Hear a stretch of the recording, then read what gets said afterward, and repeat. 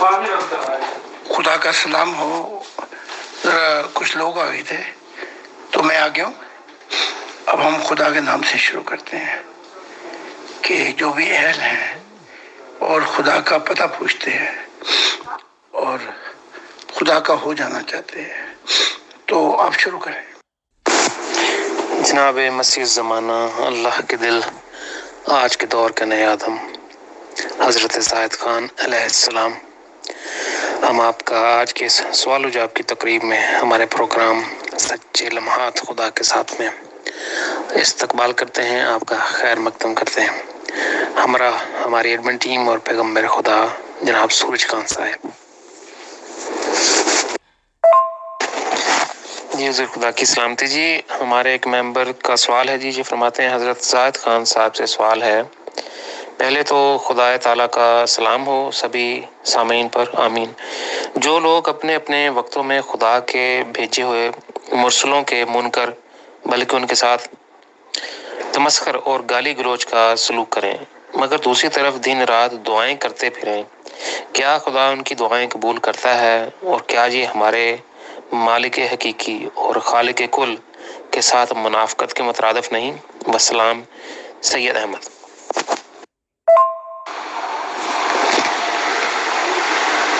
असल बात यह है कि बनी इसराइल दुआएं भी करते थे कि अलाया आए ताकि मसीह आए।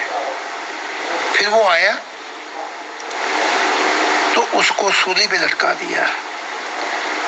इसी वजह से इन पे लानत हुई और नबियों को कत्ल करते थे, पत्थर फेंकते थे। दूसरी तरफ दुआएं करते थे कि ए अलाया कब आएगा, मसीह कब आएगा। आज भी 4000 साल हो चुके हैं लेकिन इनका अलाया ही नहीं आया अभी तक। फिर आगे चल के यही दुआएं करते थे ईसाई और मुसलमान कि इमाम आएगा, मसीह आएगा। और जब वो आए तो फिर इन्होंने भी वही काम किए जो लानत यहूदियों पे थी। वही लानत जो है वो ईसाइयों पे भी पड़ी और मुसलमानों पे भी पड़ी।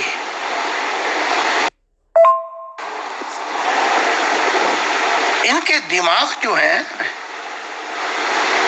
या तो पागल हो गए हैं या इनके दिमाग में भूसा भरा हुआ है कि एक साथ ही दुआएं करते हैं और फिर जो आए तो उसे कत्ल के दर पे हो जाते हैं।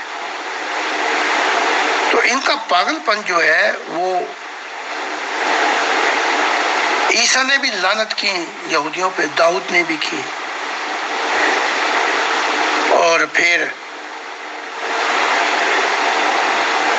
अब ये ईसाई और मुसलमान ये दोनों वही काम कर रहे हैं।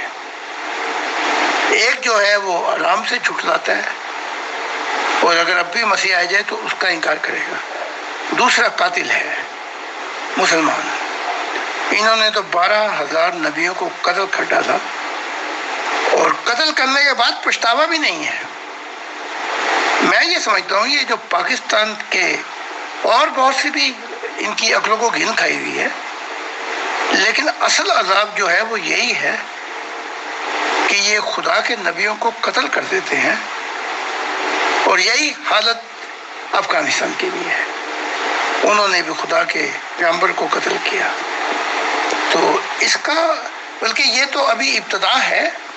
आगे चल के जैसे ईसा कहते हैं कि तू आलम अरवाह में उतारा जाएगा, यानी कि दोस्तों में, और तेरे लिए कोई बचत नहीं है। जी हुजूर, बहुत शुक्रिया जी। हमारे इन्हीं मेंबर का एक और सवाल है। हुजूर, जैसे पहले उम्मतें अपने आप को खुदा के हकीकी करीब होने की दावेदार थीं, मगर खुदा के बताए हुए अहकामात और पैगामात को पसे पुश्त डालते रहे और इस नतीजे में फना और बर्बाद हुए, क्या अब ये बारी मुसलमानों के इसी किरदार की वजह से नहीं आ चुकी? क्योंकि खुदा किसी कौम या मिल्लत का रिश्तेदार तो नहीं। یہ بس دعوے دار تھے، لیکن ان کی جو فطرت ہے وہ ظالم ہے یہ،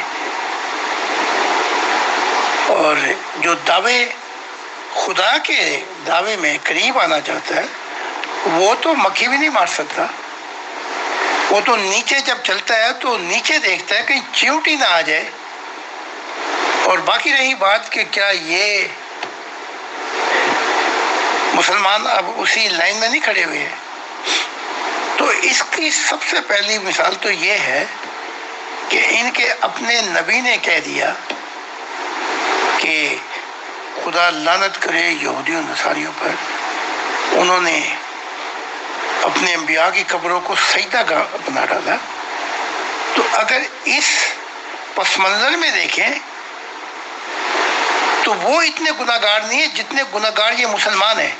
انہوں نے ہر گلی کے اندر سجدے کیے ہیں پیروں کو، مریدوں کو۔ تو اب محمد صاحب کہتے ہیں کہ یہ میری امت جو ہے یہ سب سے زیادہ لعنتی ہے، اور آسمان کے نیچے ان کے علماء یہ خود بھی بدترین مخلوق ہیں۔ تو آپ دیکھ لیں اس کے بعد کیا رہ جاتا ہے۔ خدا کسی قوم، نہ کسی انڈیویجول افرادی، نہ سوسائٹی، کسی کا بھی طرفدار نہیں ہے۔ خدا ان کا طرفدار ہے جو پھل لے کے آتے ہیں خدا کی منشا کے مطابق۔ اب آپ دیکھیں کہ جب یہ ہماری موومنٹ پھیلے گی تو سوچ بھی نہیں سکتے کہ کسی نبی کو کوئی نقصان یا ضرر پہنچایا جائے، کیونکہ میں مسیح الزمانہ خود کہہ چکا ہوں، خدا نے کہا کہ یہ زمین انبیاء سے بھر جائے گی۔ ایک نبی کا قتل، ایک عام آدمی کا قتل اتنا بڑا ہے کہ ساری انسانیت کا قتل ہو گیا۔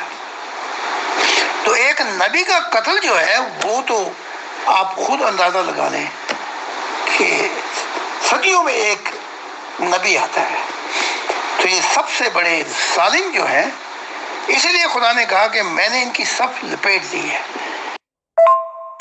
جی حضور بہت شکریہ جی۔ ہمارے ایک ممبر فرماتے ہیں جناب زاہد خان صاحب سے سوال ہے کہ تصوف اور روحانیت میں کیا فرق ہے، اور کیا وجد الہی روحانیت کا ہی حصہ ہے؟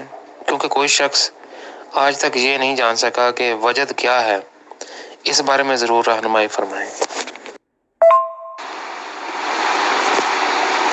تصوف اور روحانیت دو آنکھیں ہیں جیسے، اور انہی دونوں آنکھوں کے اندر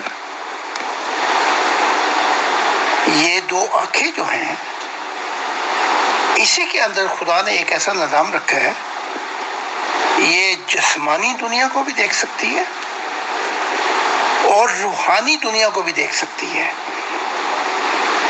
تو آپ کہہ لیں توصف کہتے ہیں آپ، یہ ابتدا ہے اور روحانیت انتہا نہیں کہوں گا میں۔ روحانیت جو ہے وہ اینڈ لیس ہے، ختم ہی نہیں ہوتی۔ اب وجد الہی کیا ہے؟ وجد الہی ایک راز ہے، محبت کا راز ہے الہی نور کا، اس انسان اور خدا کے درمیان جب وہ وجد میں آتا ہے تو کل جہانوں میں کوئی چیز اسے خدا سے زیادہ پیاری نہیں ہوتی۔ بس یہ جو گھڑیاں گزرتی ہیں اسے وجد کہا جاتا ہے، اور یہ خدا کی سب سے بڑی عنایت ہے کسی بھی مخلوق پر۔ جی حضور بہت شکریہ جی۔ ہمارے ایک اور ممبر کا سوال ہے، یہ فرماتے ہیں زاہد خان صاحب سے سوال ہے کہ کسی بھی معاشرے کے لوگ اگر جرائم کا ارتکاب کرتے ہیں یا کسی بھی شخص کی انتہا پسندی اور جرم کا ذمہ دار مذہب کیسے ہو سکتا ہے؟ مذہب اسلام بذات خود ایک امن کا دین ہے، لیکن ایسے لوگوں کی وجہ سے بدنام ہے جو خود جرائم کرتے ہیں اور پوری دنیا میں مذہب اسلام کا نام بدنام کرتے ہیں۔ یہ بات تو آپ کی درست ہے کہ اگر ایک شخص گناہ کرتا ہے معاشرے میں تو اسلام کیا بلکہ کسی مذہب کو بھی بدنام نہیں کیا جا سکتا، کیونکہ یہ جرائم یہودیت بنی اسرائیل میں بھی ہوتے ہیں، کرسچینٹی میں بھی ہوتے ہیں، اور بدھ مذہب میں بھی، ہندو میں بھی۔ لیکن بات پھر گھوم کے وہیں آ جاتی ہے کہ جو جتنے بھی مذہب ہیں وہ آہستہ آہستہ اقرار کر رہے ہیں کہ مذہب اور جمہوریت کو علیحدہ ہونا چاہیے، اور یہ آپ کا کانسٹیٹیوشن بھی کہتا ہے، محمد Ali Jinnah, that religion is a private affair, has nothing to do with the affair of government businesses۔ تو یہ تو آپ کے بنیادی جو فاؤنڈر ہیں وہ کہتے ہیں کہ مذہب ایک انفرادی معاملہ ہے، اسے حاوی نہیں ہونا چاہیے جمہوریت پر۔ اب بدقسمتی یہ ہے کہ عیسائیت میں بھی یہ مذہب اور جمہوریت کو علیحدہ کر دیا گیا، لہذا اب جرم جو ہے نہ وہ عیسیٰ کو نہ بائبل کو کچھ کہتے ہیں، وہ اس کا معاملہ کہتے ہیں کہ یہ جرم کا ذمہ دار یہ ہے۔ یہی معاملہ جو ہے دوسرے مذہبوں میں بھی ہیں، لیکن جب تک یہ علیحدگی نہیں ہوگی، جیسے آپ کے فاؤنڈر نے کہا کہ یہ دونوں ان کو ساتھ نہیں چل سکتے، یہ علیحدہ ہونا چاہیے۔ جب ہو جائے گی تو پھر لوگ اسلام کو الزام بھی نہیں دیں گے، کیونکہ جمہوریت جہاں پنپتی ہے، جمہوریت خود ذمہ دار ہو جاتی ہے معاشرے میں کہ اگر کوئی ایسا شخص ظالم اور جرم کرتا ہے تو اسے خود نمٹے۔ بس یہ فرق ہے۔ جی ضرور، بہت شکریہ جی۔ ہمارے ایک اور ممبر کا سوال ہے، یہ ایتھیسٹ طبقہ فکر سے تعلق رکھتے ہیں۔ یہ کہتے ہیں زاہد صاحب، میں ایک ایتھیسٹ ہوں، کیا آپ کی خدا سے ملاقات ہوئی؟ اس بات کا کیا ثبوت ہے؟ جبکہ انسانی تاریخ کے جغرافیکل ایویڈنس سے یہ ثابت ہوتا ہے کہ انسان نے ہمیشہ اپنے خوف کو دور کرنے کے لیے ایک ایسی غائبانہ ہستی کا سہارا ڈھونڈا ہے تاکہ وہ اپنے اندر کے ڈر اور خوف کو دور کر سکیں، پھر اس نہ نظر آنے والے ذات کو ڈھال بنا کر انسانیت پر حکومت بھی کی ہے۔ میں آپ کو اس کا جواب کامن سینس اور لاجک انداز میں دینا چاہتا ہوں۔ مثال کے طور پہ دنیا میں ایسے لوگ ہیں جو کہیں کہ لندن ہے ہی نہیں، وہ اس لیے کہ میں نے نہیں دیکھا، لیکن ایسے لوگ بھی ہوں جو یہ کہیں کہ میں لندن سے ہو آیا ہوں اور میں دیکھ کر آیا ہوں۔ اگر اسی مثال کو نبیوں کی ہسٹری پر لیا جائے تو ایک لائن لگی ہوئی ہے نبیوں کی، جنہوں نے کہا ہم نے نور سے ملاقات کی، ہم نے اسے دیکھا۔ بلکہ بنی اسرائیل جو موسیٰ کی امت ہے، 6 لاکھ لوگوں نے ریکارڈنگ کروائی ہے، کوئی ایک بندہ تھوڑی تھا وہاں پہ، بلکہ موسیٰ نے ان کو پہلے بتایا کہ خدا آئے گا، اور وہ پہاڑ پہ آیا، لوگ ڈر گئے۔ پھر 73 لوگوں کو لے کر موسیٰ پہاڑ پہ چڑھا، کوئی 1-2 ہو تو جھوٹا ہو سکتا ہے، 73 لوگ، اور انہوں نے دیکھا کہ بھڑکتی ہوئی آگ تھی، سراؤنڈنگ جو تھی، پیروں کے نیچے چبوترا تھا، سفید نور تھا، اور اس میں انہوں نے ایک بینگ کو دیکھا، ایک نور کی ہستی کو۔ جیسے آپ کے شیخ عبد القادر جیلانی، آپ تو نہیں مانتے، انہوں نے کہا میں نے خدا کو صرف نور میں نہیں بلکہ اس کے اندر ایک ہستی بھی ہے نور کی۔ اب یہ تواتر کے ساتھ 1 نہیں 2 نہیں 1,24,000 کہتے ہیں، مجھے بتایا گیا 1,48,000، اتنی بڑی گواہی ہو کہ ہم نے خدا کو دیکھا ہے، اور وہ گواہی دیتے آ رہے ہیں یہاں تک کہ میں آ گیا ہوں، تو آپ کہیں گے وہ 1,48,000 جو ہیں یا 1,24,000 وہ سارے ہی جھوٹے ہیں، کیونکہ میں نے لندن نہیں دیکھا، میں نے خدا نہیں دیکھا، اس لیے وہ ہے ہی نہیں، لندن ہے ہی نہیں۔ اب میں آپ کو کامن سینس، آپ ایتھیسٹ ہیں تو میں آپ کو انٹلیکچوئل جواب دیتا ہوں۔ جب آپ بیمار ہوتے ہیں تو آپ کی عقل بتاتی ہے کہ ڈاکٹر کے پاس جاؤ۔ جب آپ کو کوئی جرائم کرتے ہیں تو آپ کی عقل بتاتی ہے کہ وکیل کے پاس جاؤں۔ اگر مکان بناتے ہیں تو عقل بتاتی ہے آرکیٹیکچر کے پاس جاؤں۔ تو یہ طریقہ کار God put the principle of creation that you can adopt this principle of creation to follow the path۔ اب یہ جو اصول ہیں کائنات کے، یہ دو چار چیزیں میں نے مثالیں دی، یہ تو سمجھ گئے آپ۔ اس لیے روحانیت کے بھی اپنے سیمیسٹر ہیں۔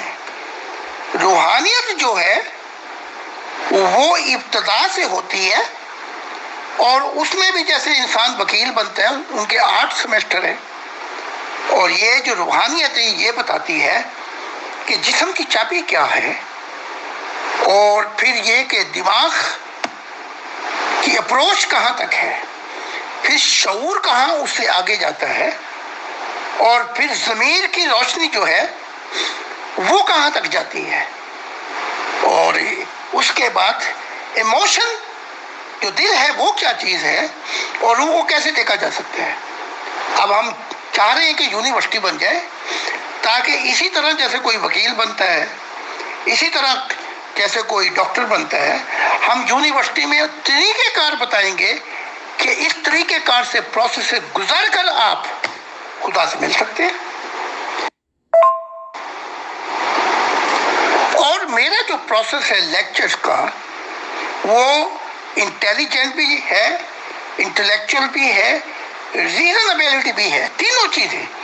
آپ جیسے اب ایتھیسٹ آئے ہیں تو میں ان کو مذہب کی مثال ہی نہیں دوں گا کیونکہ وہ تو انکاری ہے بالکل۔ اور اس کو سمجھانے کے لیے اس کے دماغ کی جو چابیاں ہیں ان کو استعمال کیا جائے گا کہ یہ طریقہ کار ہے، یہ کائنات کے اصول ہیں، اس طریقے سے ڈاکٹر بنتا ہے، اس طریقے سے انجینئر، اس طریقے سے سائنٹسٹ بنتا ہے۔ اور اسی یونیورسٹی کا پروسیس جو ہے وہ انسان کو روحانیت میں اس کی 5 حصے کھول دیتا ہے، اور وہ خدا کو دیکھ سکتا ہے، موت کے بعد کی زندگی کو دیکھ سکتا ہے اس دنیا میں، یہ نہیں کہ موت کے بعد مشاہدہ الہی کر سکتا ہے، اور بہت ہی تجربات کر سکتا ہے۔ لاکھوں کروڑوں صوفی آئے ہیں، انہوں نے اپنے مشاہدات بتائے ہیں، ایک پاگل ہوگا، 2 ہوگا، یہ تھوڑی کہ کروڑوں ہی پاگل ہوں گے۔ جی حضور، انہی ایک ممبر کا ایک اور سوال ہے، بائبل، اسلام اور دیگر الہامی کتابوں سے جس خدا کا تصور سامنے آتا ہے وہ مجھے کوئی اچھا خدا نہیں لگتا، بلکہ ایک انتہائی ظالم اور صرف اپنی مرضی کو پورا کرنے والا حکمران لگتا ہے۔ ایسے خدا کو کوئی کیوں ملنا چاہے گا؟ ہماری دنیا میں جب کوئی جج فیصلہ کرتا ہے تو وہ سارے ثبوتوں کو دیکھتا ہے، نیگیٹو، پازیٹیو، اور پھر وٹنس کی بنیاد پر فیصلہ ہوتا ہے۔ آپ نے ایک چیز لے لی مذہبوں سے اور خدا کو ظالم کہہ دیا ہے، لیکن یہی خدا ہے جس نے زندگی شروع کی، اور زندگی نہ ہوتی اگر موٹیویشن آف لو نہ ہوتے، محبت نہ ہوتی۔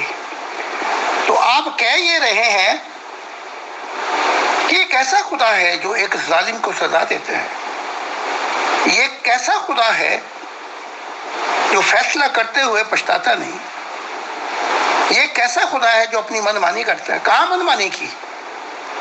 خدا نے انتباہ کیا، وارننگ دی ہے، اور کہا کہ یہ رستہ تمہیں اندھیروں میں لے جاتا ہے، یہ رستہ تمہیں روشنیوں میں لے جاتا ہے، سب کچھ بتایا۔ تو ہوتا کیا ہے میرے پیارے، وہ یہ ہے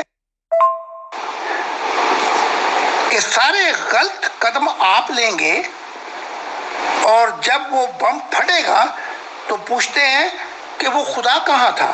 بڑا ظالم خدا ہے۔ بھائی جب تو نے ہزاروں قدم لیے، وہ بم پھٹے جب تو نے ایسا سفر کیا کہ تو نے انسانیت کا قتل کر ڈالا، انسانیت کو یتیم کر ڈالا، تو اس کی سزا جو ہے وہ اس دنیا میں بھی دیتی ہے، مکافات عمل ہے، تو اس کو خدا پہ کیسے اپنا الزام دے دیں گے؟ آپ چاہے تورات پڑھ لیں، انجیل یا قرآن پڑھ لیں، اس کی اتنی عنایات ہیں کہ وہ رحم کرتا ہے، وہ معاف کرتا ہے، بلکہ جو کچھ تم کرتے ہو وہ خدا کی ذات جو ہے یہ تمہارے کیے دھرے ہیں، بلکہ ان میں سے بھی معاف کر دیتا ہے، تمہیں خوابوں میں، کشفوں میں راہ دکھاتا ہے، انبیاء بھیجتا ہے۔ تو جو انبیاء بھیجتا ہے وہ ظالم کیسے ہو سکتا ہے؟ کیونکہ اگر وہ ظالم ہوتا تو کسی کو بھیجنے کی ضرورت ہی نہیں ہے، 24 گھنٹے ڈنڈا چلاتا اپنا۔ وہ ایسا نہیں ہے۔ آپ نے سکے کے دو رخ تو دیکھے نہیں، اور بس تھوڑی سی محدود علم کی بنیاد پر آپ نے پروجوڈس حاسد بن کے ایک فیصلہ خدا کے متعلق کر دیا، یہ غلط ہے۔ جی حضور بہت شکریہ جی۔ ہمارے ایک ممبر کا سوال ہے، فرماتے ہیں میرا زاہد خان صاحب سے سوال ہے کہ جنتیں اور روحانی دنیا کس چیز کی بنی ہوئی ہے؟ کیونکہ ہماری کائنات اور جتنی بھی گیلیکسیز ہیں یہ ٹھوس مادے سے بنی ہیں، کیا روحانی دنیا اور ظاہری دنیا دو مختلف مادوں سے بنی ہوئی ہے؟ یہ جو ظاہری کائنات ہے اس میں مادہ استعمال ہوا ہے، جو روحانی کائنات ہے روح کی، اس میں نور جو ہے وہ فائن مٹیریل نور ہے، مادہ تو ہے لیکن وہ مادہ ظاہری مادہ نہیں ہے۔ پھر خدا نے اس کو بھی ایک نئی زندگی دی اور ارواحوں کو تخلیق کیا، تو اپنی یونیورسل پرائم فورس جو توانائی ہے، جو خدا کی طاقت ہے، وہ جو ہے وہ خدا نے کہا کہ وہ پھوکی، تو روحانی دنیا جو ہے اور روح اور روحانی جو جنتیں یا جو کچھ بھی ہے وہ سب تخلیق کی گئی ہیں اس مادے سے جو ٹھوس مادہ نہیں ہے۔ تو اب ہوتا یہ ہے کہ مرنے کے بعد ایک روحانی شخص جو ہے اس کی روح نکلتی ہے تو وہ اپنے آپ کو نور میں دیکھتا ہے۔ اب نور کیا چیز ہے؟ نور بذات خود بھی نہیں ہے، یہ نور چھپا ہوا ہے حق تعالیٰ کی محبت میں، تاکہ کوئی ایسا نہ آ جائے چال باز کہے کہ جی میں بھی اچھا تھا۔ تو جو خدا کی محبت میں اپنے آپ کو زندگی کے مقصد کو پورا کرتا ہے اس کے اندر یہ نور آتا ہے، کہ اس لیے نور کی نہ خرید و فروخت نہیں ہے۔ تو ہوتا یہ ہے کہ جب یہ دوست کی روحیں نکلتی ہیں تو چونکہ انہوں نے ظلم کیے ہوتے ہیں تو وہ جو مادہ ہوتا ہے یعنی کہ جو فائن مادہ ہے وہ اور بھاری ہو جاتا ہے، اس کی وجہ سے یہ ارواح نیچے گرنے لگتی ہیں دوست میں، اور وہ جو بھی مصیبتیں ہیں وہاں پہ وہ ان کا ذمہ دار بھی یہی ارواح ہیں، جنہیں ہم کہیں گے اندھیروں والی روحیں ہیں۔ وہاں آگ نہیں جل رہی، نہ کھولتے پانی ہے، وہ سب کچھ جو آگ لگائی ہوئی ہے، کیونکہ جسمانی زخم تو ہو جاتا ہے ٹھیک، لیکن روحانی جو تکلیف ہے اس کا عرصہ بہت لمبا ہے۔ جی ضرور بہت شکریہ جی۔ ہمارے ایک ممبر کا سوال ہے، یہ فرماتے ہیں میرا زاہد خان صاحب سے سوال ہے کہ اگر ایک شخص اپنی ظاہری زندگی بہت اچھے طریقے سے گزار لیتا ہے تو اسے موت کے بعد کی زندگی کی کیا ضرورت ہے؟ جو شخص چیزیں بناتا ہے وہی زندگی کا مقصد بھی دیتا ہے، اور چونکہ ہم اس کائنات میں نتیجہ ہیں، ہم نے مخلوقات نہیں بنائی، لہذا اب آپ کے سوال کے پاس آتے ہیں کہ اسے پھر موت کے بعد کی زندگی کی کیا ضرورت ہے؟ وہ چاہے تو اپنے آپ کو بھی مار لے، اور روحانی زندگی میں موت تو نہیں ہے، لیکن اندھیروں میں چلا جائے، دوستوں میں چلا جائے، اور پھر اچھے کام کرتا رہے۔ اگر وہاں بھی کہے کہ مجھے موت چاہیے، تو وہاں دوست کے ایسے بھی ہیں کہ یہ مرتا رہے، اس کو کوئی نہیں روکے گا۔ تو پھر سوال ایک دوسرا اٹھتا ہے، وہ یہ ہے، ہر ایک شخص کی زندگی کا ایک نصب العین ہوتا ہے۔ آپ نے جو بات کی ہے وہ کی ہے کارل مارکس جیسی، لیکن سوال یہ اٹھتا ہے کہ ایک شخص اچھی زندگی کیوں گزارے؟ جیسے کارل مارکس کہتا ہے موت کے بعد کچھ بھی نہیں ہے، ختم ہو جاتا ہے۔ تو پھر یہ ہے کہ اسے اچھی زندگی گزارنے کی کیوں ضرورت ہے؟ کیا مصیبت آئی ہوئی ہے کہ وہ اچھی زندگی گزارے؟ کیونکہ اگر سب نے مر کے کوڑا کرکٹ بن جانا ہے تو اکثریت ایسی ہوگی، وہ کہیں گے بس اتنا چلاک ہو جاؤ کہ قانون کی زد میں نہ آؤ، باقی جو مرضی کرتے پھرو۔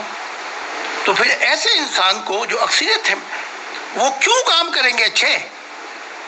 اس کا کوئی مقصد ہو کہ ہمیں کام کیے جائیں اچھے؟ تو یہ لاجک بھی نہیں مانتی جو آپ کہہ رہے ہیں۔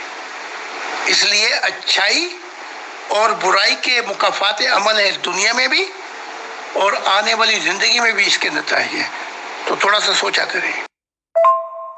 جی ضرور، بہت شکریہ جی۔ ہمارے ایک ممبر فرماتے ہیں زاہد خان صاحب، آپ کو اکثر محبت الہی کے بارے میں بات کرتے سنا، خدا کے لیے آپ کے جذبات قابل تعریف ہیں، لیکن ایک شخص جو خدا کے لیے کوئی جذبات محسوس نہیں کرتا، اسے کیا کرنا چاہیے؟ سب سے بڑی مشکل یہ ہے کہ جس خدا کو دیکھا نہیں اس سے محبت کیسے ہو سکتی ہے؟ بھائی محبت تو ہم کسی چلتے پھرتے انسان سے بھی نہیں کرتے، محبت تو ہم اسے کر سکتے ہیں جسے ہم جانتے ہوں، پہلے دوستی ہو، رفتہ رفتہ وہ میری ہستی کا ساما ہو گئے، پہلے جاں پھر جانے جانا ہو گئے۔ تو آہستہ آہستہ پھر وہ دوستی الفت میں بدل جاتی ہے، پھر محبت میں بدل جاتی ہے۔ تو خدا کہاں کہتا ہے کہ مجھ سے پیار کرو؟ خدا سب سے پہلے جو ہے وہ اپنی نعمتوں کا ذکر کرتا ہے کہ میں نے تم پہ کتنے احسانات کیے، اور نہیں کرنی تو محبت نہ کرو۔ پھر خدا کہتا ہے کہ کائنات میں بہت سی نشانیاں ہیں۔ اب تو میں نے وہ کتاب بھی لکھی ہے سائنس اور روحانیت، اس میں اتنی نشانیاں ہیں، بلکہ سائنسدان اقرار کرتے ہیں، آئنسٹائن جیسے یا ڈاکٹر مارٹن جیسے جو مشہور لوگ ہیں، ڈاکٹر ڈی میکا جیسے، تو وہ کہتے ہیں کہ انسان کے اندر اتنی نشانیاں ہیں، سائنس بتاتی ہے پازیٹیو کہ انسان کو شکر گزار ہونا چاہیے۔ یہاں بھی یہ نہیں کہا کہ اپنا، خدا کہتا ہے میرے کم سے کم شکر گزار تو ہو جاؤ۔ بھئی آپ کسی سے ایک چیز دیتے ہیں، اس کو آپ شکریہ کہتے ہیں کہ نہیں کہتے؟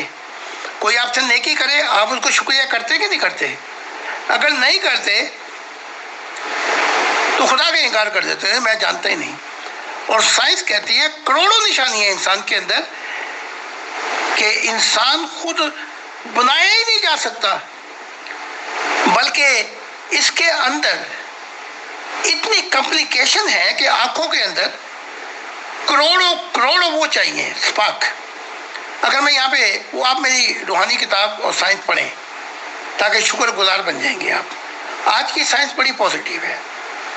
اس کے بعد پھر تیسرا مرحلہ یہ آتا ہے، جب آپ کسی کے شکر گزار ہو جاتے ہیں اور نزدیک آ جاتے ہیں تو پھر خدا کہتا ہے نیکی کا بدلہ کم سے کم نیکی سے تو دو.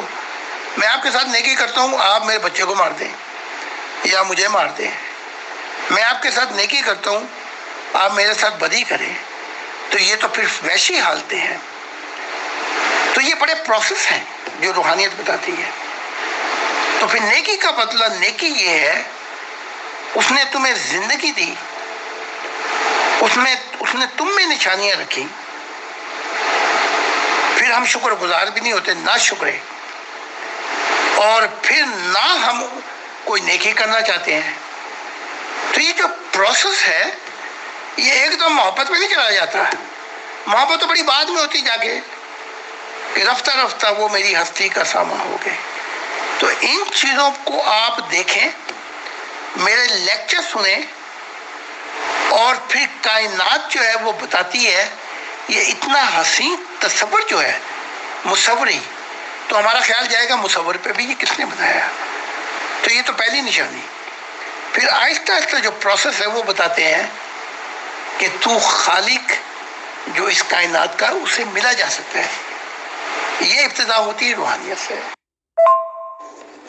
جی سر، بہت شکریہ جی. ہمارے آج کے پروگرام کا آخری سوال ہے جی. یہ ممبر فرماتے ہیں زاہد خان صاحب، اگر ایک شخص کو خدا سے ملنے کا شرف حاصل ہو جاتا ہے تو اسے سب سے پہلا کام کیا کرنا چاہیے؟ دوسرے الفاظ میں، اس شخص کو انسانیت کے لیے کیا کرنا چاہیے؟ کیا ایک شخص کا خدا سے ملنا دیگر انسانیت کے کسی بھی لحاظ سے فائدہ مند ہے؟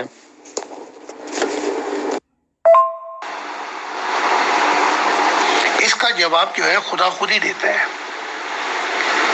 کہ جب کوئی مجھ سے مل لیتا ہے، اب خدا تو انویزیبل خدا ہے نا، دکھائی نہیں دیتا، تو آپ نے روحانیت میں اس سے مل چکے ہیں. مثال کے طور پہ تو خدا کہتا ہے جو مجھ سے مل لیتا ہے، تو پریکٹیکل ٹرم میں کیا ہوگا؟ پریکٹیکل جو ٹرم ہوگی، ٹرمز، اس میں پھر وہ انسان، خدا کہتا ہے کہ انسانیت سے بھی وہی محبت کر جو محبت تو مجھ سے کر بیٹھا ہے. اس کی مثال یوں دی جائے گی، جیسے آپ ایک کار چلانا سیکھتے ہیں یا جہاز، تو پہلے تھیوری ٹیسٹ ہوگا. آپ کو بتائے جائیں گے کہ آپ کے رائٹ کیا ہیں، کیسے گاڑی چلانی ہے، کیسے دائیں کیسے بائیں، اسٹاپ سائن کیا ہے، یہ بتائے جائیں گے آپ کو. جب آپ یہ کر لیں گے تو یہ تھیوری ہے جو آپ نے روحانیت میں کی اور خدا سے ملاقات کی. لیکن اس کے بعد پھر گاڑی چلانے کے بھی گھنٹے لگتے ہیں. وہ پریکٹیکم جو ہے، وہ خدا کہتا ہے وہ پریکٹیکم جو ہے، جو عمل ہے، وہ انسانیت سے پیار کر کے کہا، پھر میں تیری محبت کو مانوں گا کہ تم مجھ سے پیار کرتا ہے. جناب مسیح زمانہ اللہ کے دل، آج کے دور کے نئے آدم حضرت زاہد خان علیہ السلام، آپ کی اس تشریف آوری اور روحانی رہنمائی کے لیے ہم تہہ دل سے شکر گزار ہیں. ہمراہ ہماری ایڈمن ٹیم اور پیغمبر خدا سورج خان صاحب اور دیگر سبھی ممبران کی جنہوں نے اس پروگرام کو سنا. اور اگلے ہفتے معینہ وقت پہ آپ سے پھر ملاقات ہوگی. تب تک کے لیے آپ سب پر خدا کی سلامتی.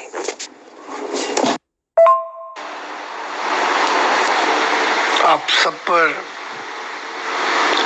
خدا کا سلام ہو اور خدا رحم کرے آپ پر بھی اور مجھ پہ بھی، کہ ہم استقامت